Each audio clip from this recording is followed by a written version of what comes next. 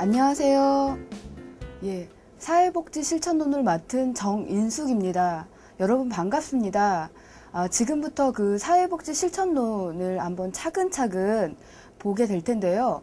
우선은 사회복지 실천론, 이 과목은 우리가 정말 그 클라이언트를 만나는 사회복지 현장에서 전문가로 일을 하기 위해서는 어떠한 것들이 필요한지 그 필요한 부분들을 하나하나 차근차근 배우는 과목이라고 하실 수 있습니다.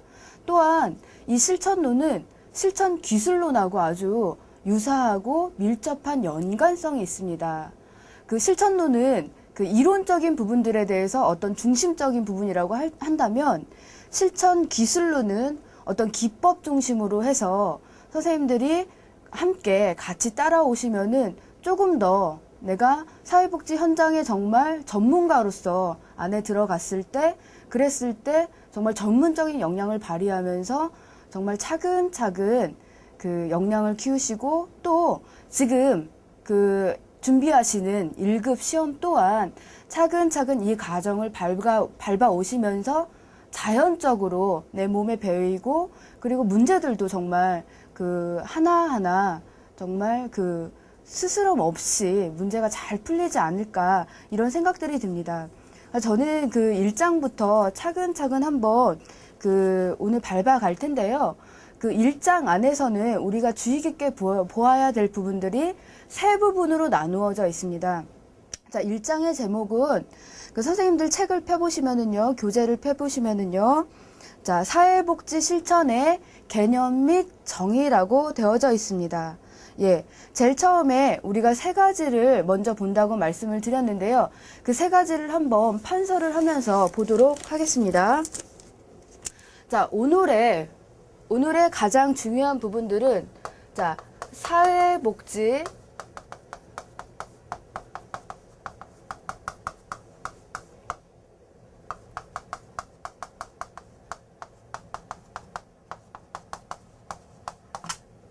사회복지 실천의 개념 및 정의 부분입니다.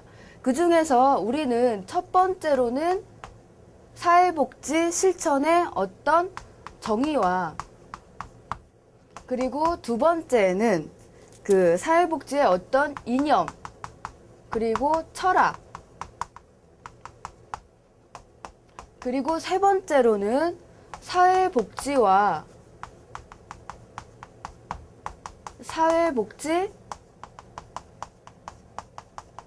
실천의 관계는 어떠하냐, 이 부분에 중심적으로 포커스를 맞추어서 우리가 보도록 하겠습니다. 제일 처음으로 사회복지 정의와 또 목적 부분을 우리가 살펴볼 텐데요. 교재를 중심으로 해서 살펴보도록 하겠습니다.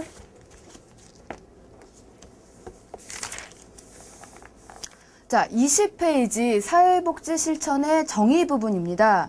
거기에는 그 여러 시대의 흐름에 따라서 정말 중요한 사람들의, 학자들의 이름이 나옵니다.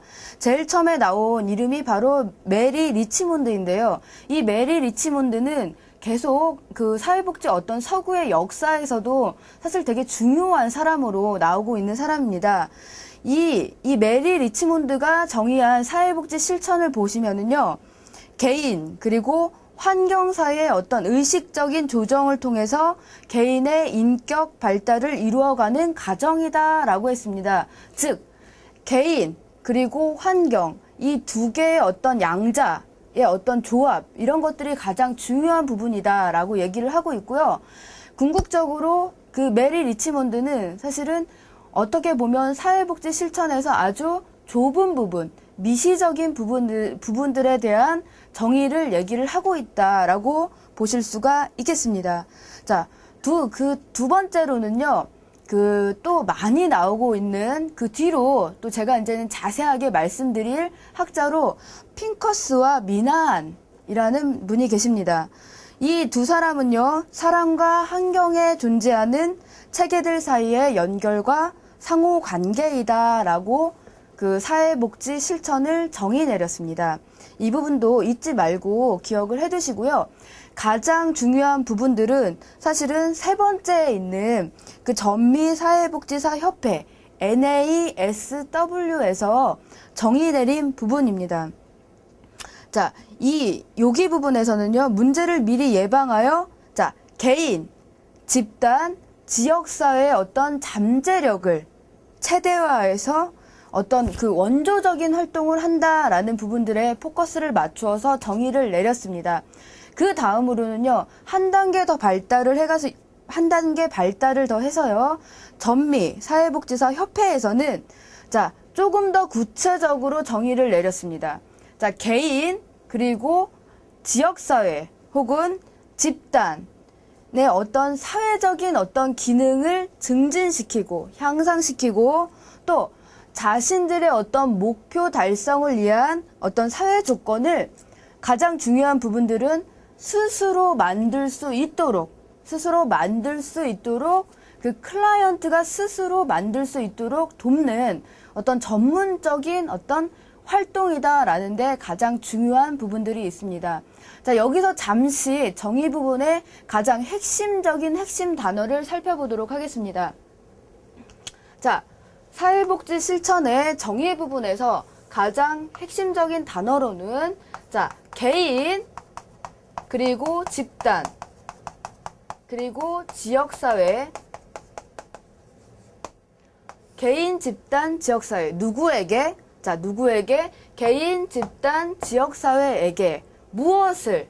자, 사회적 어떤 기능을 증진시키고 기능을 향상시키는 방향으로, 예. 그리고 또한 스스로가 어떤 사회적인 어떤 문제를 풀어나갈 수 있는 스스로의 힘을, 스스로의 역량을 키워주는 가장 중요한 단어가 남았습니다.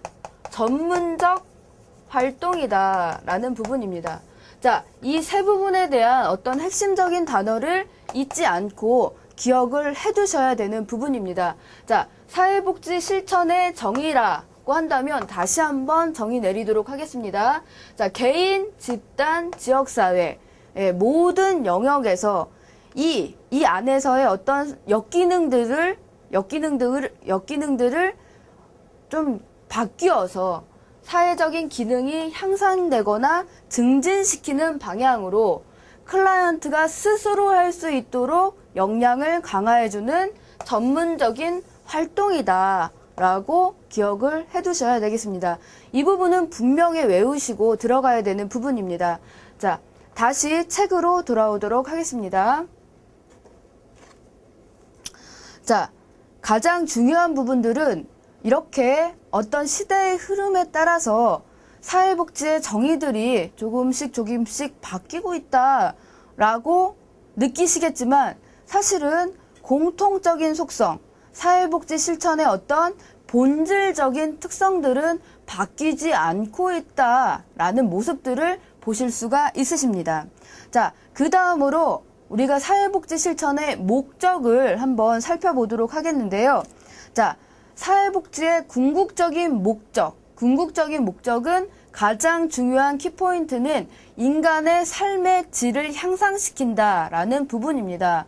예, 그 부분과 함께 앞에 정의에서도 말씀드렸던 부분들처럼 어떤 인간의 사회적인 기능을 향상시킨다. 이 두 가지가 사실은 가장 사회복지 실천의 어떤 가장 궁극적인 목적이다라고 할 수 있는 부분입니다. 자, 인간의 삶의 질 향상. 이 부분은 사실은 정말 어느 시대, 어느 사회가 된다고 하더라도 사회복지 실천 안에서는 정말 이거는 놓을 수 없는, 바뀔 수 없는 본질적인 목적 부분이 아닌가 이런 생각이 듭니다. 또한 사회복지의 어떤 세부적인 목적들은 사실 어떤 사회나 문화 그리고 시대적인 어떤 분위기에 따라서 조금 그런 것들이 반영이 되기 때문에 달라질 수도 있는 부분입니다. 또한 그 사회복지 어떤 실천의 목적은 그 대다수가 동의하는 그런 내용으로 구성되어져 있다라는 사회복지 실천의 어떤 특징적인 부분들을 간과하지 말고 이거를 꼭 챙겨 두셔야 될 부분입니다.